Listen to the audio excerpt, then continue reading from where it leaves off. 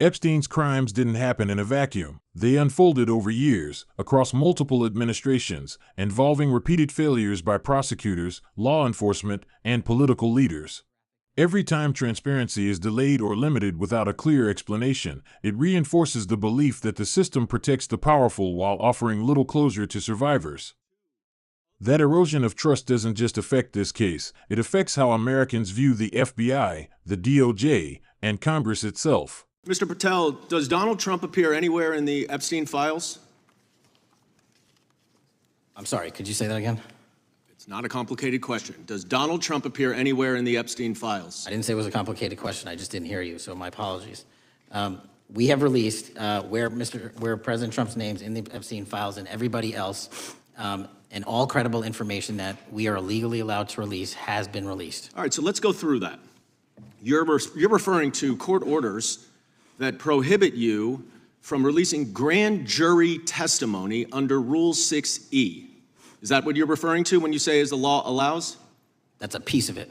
Really? What other evidence do those 3 court orders you cited prohibit from being released?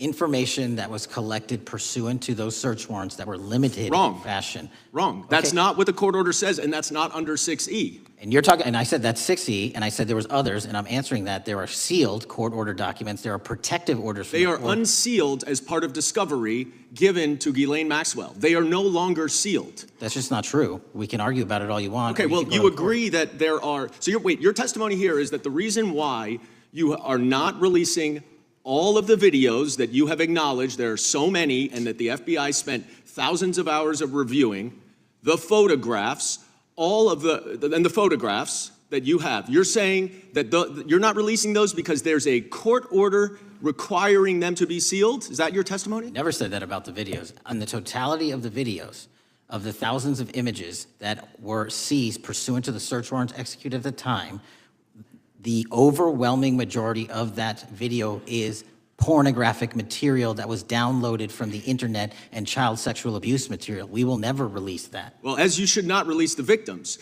But if there are videos that relate to others who Epstein trafficked to, such as maybe Prince Andrew, or photographs, that you have total control to release. Yes, and if it exists. And so why haven't you released it?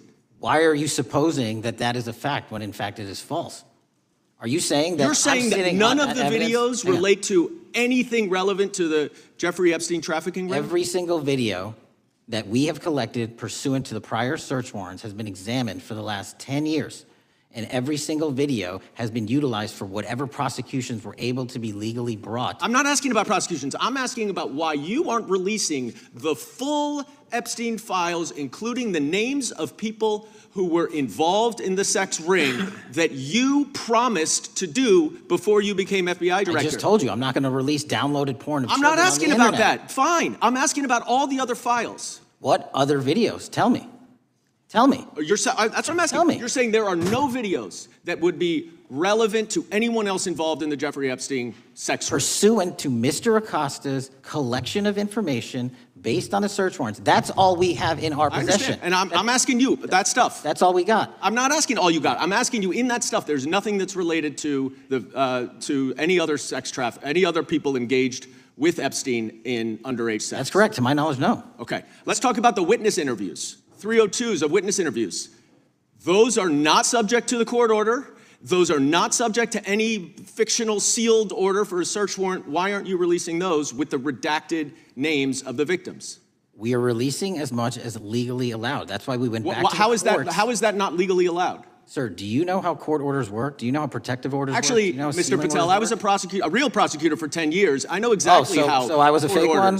And I want to understand what the court order prevents you from releasing witness statements that the FBI took. You should know that as a real prosecutor, when the court hand downs a protective order and a motion to seal, the material is sealed unless that judge waives it. Your testimony here is that all of those witness statements are under a court order, a protective order. We are providing everything we can legally provide. No, that's not my question.